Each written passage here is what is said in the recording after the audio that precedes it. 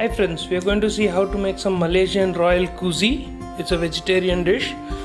For that you need the following spices: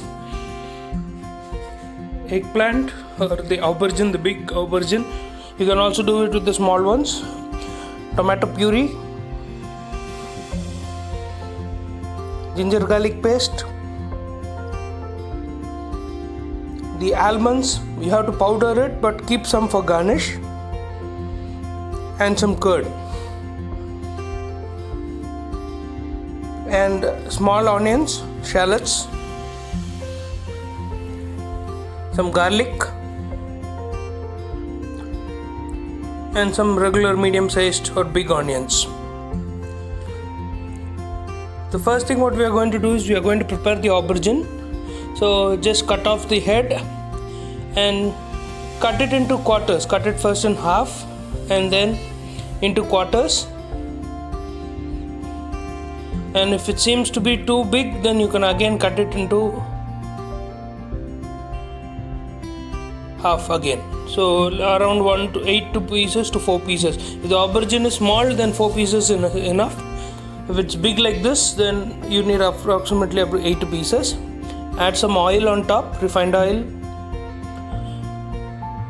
and then just coat it nicely. You need a good quantity of oil in this, and we are going to season it with some salt and pepper also. And once we add the salt and pepper, this one has to be rubbed nicely. You have to nicely coat it all over. Use your hands, the oil down in the base, everything nicely, give it a coat. Rearrange it, and if you have an oven, you can bake it in an oven. If you don't have an oven, you can use the cooker, and a plain cooker without anything, just some salt in the base, elevated. Keep a tray in that all the eggplants, and then roast it for 10 to 20 minutes at 190 degrees Celsius. If you are doing it in the cooker, just for around 10 to 15 minutes is more than enough. You can also deep fry it, but I would suggest to bake it, which is more healthier. Now to make the Kuzi paste, we are going to take 2 tablespoons of coriander powder, 1 tablespoon of paprika or chili powder, and then 1 teaspoon of the roasted cumin powder. Cumin, you are going to roast it and powder it and keep it. In this we are going to add around 1 teaspoon of star anise seeds, and then around 8 to 10 pieces of small onions, shallots, and as the same around 6 to 8 pieces of garlic, whole garlic cloves. And now this we are going to make it into a dry paste. So you can do it by hand with the petal, or just use your mixie and just like this give it a sharp turn. So once the onions is broken down, the powdered almond around 2 tablespoons we have to add to it, and then around 3 tablespoons of the tomato puree in this, and then just give it a quick mix in the mixer so that it becomes into a nice thick flavored paste. So this is the Kuzi paste which we are going to give. This is the one where all the flavor comes out. In this, just add a teaspoon of salt and then mix it all up and keep it separate. You can make the paste beforehand and also keep it in the fridge. This can directly be added to bread like a topping also if you want. The balance of the almonds, just chop it up for garnish later on.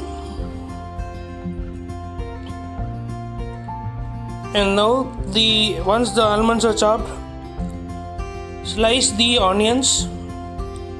Fine slice the onions. You are not going to make it brown in the pan. This one is going to become nice and translucent.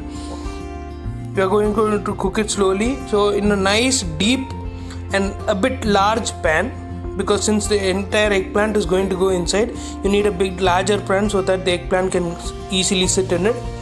Add some refined oil or coconut oil or olive oil. In that you are going to add some ginger garlic paste, roughly around 2 tablespoons of it, and cook it.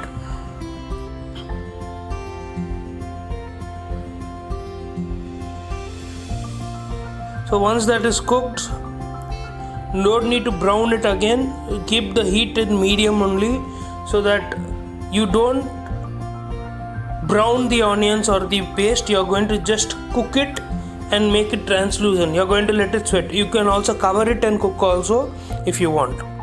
So once you cook it nicely and it starts getting translucent in color, no need to brown the onions. Add the Kuzi paste in it.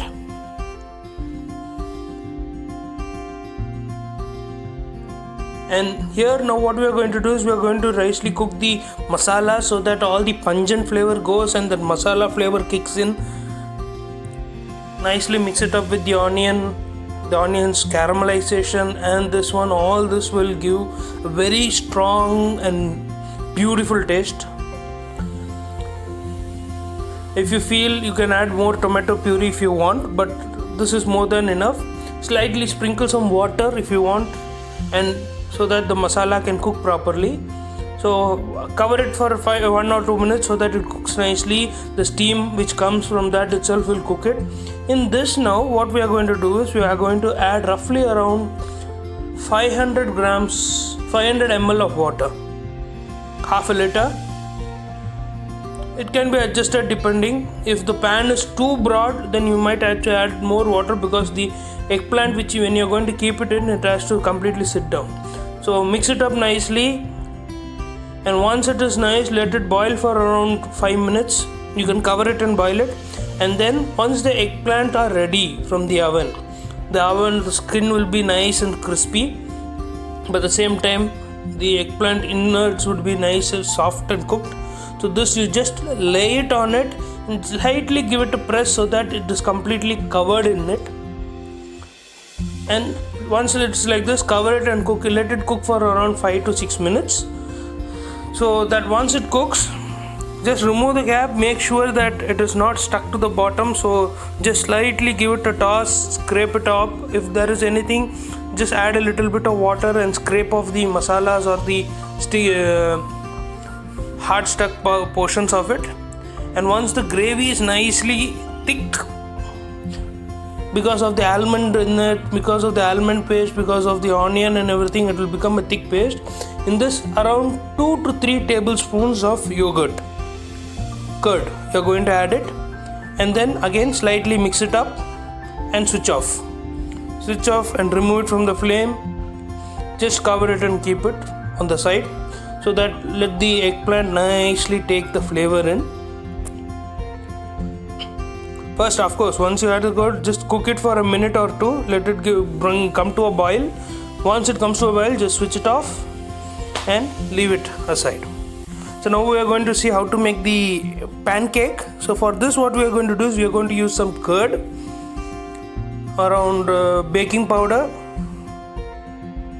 around 1 cup of refined flour, and coconut milk. Curd, again only 2 to 3 tablespoons we are going to use it. So around 1 cup of refined flour. In this, around 1 teaspoon of baking powder will go inside, and a pinch of salt. And to give a bit more flavor, if you have coconut oil, add around 1 to 2 teaspoon of coconut oil in that, and then the coconut milk, and little bit of curd mixed with some water, and add that to it. Cover it up and give it a nice mix so that there's no lumps in it. It has to become a cream mix. Once it is somewhat set, add around 1 teaspoon of turmeric powder to it to give a nice yellow color. Normally you can add 1 egg into it, but since people don't like egg much, you can, if you want it with egg, you can add an egg. If you don't want it with eggs, turmeric is more than enough. And if you are using egg, you don't need to use yogurt in this. So in a pan, just oil it and add around 1.5 ladle of the pancake mixture, and then spread it around like a thin pancake, similar to that of any atta dosa or something. Now you see that slowly the color changes. So once all the bubbles comes up and the entire color becomes like this, you can just flip it up. This one, cook it on a low flame so that it gives a nice color to it, and then just have the curry. With this curry you can garnish with the chopped almonds.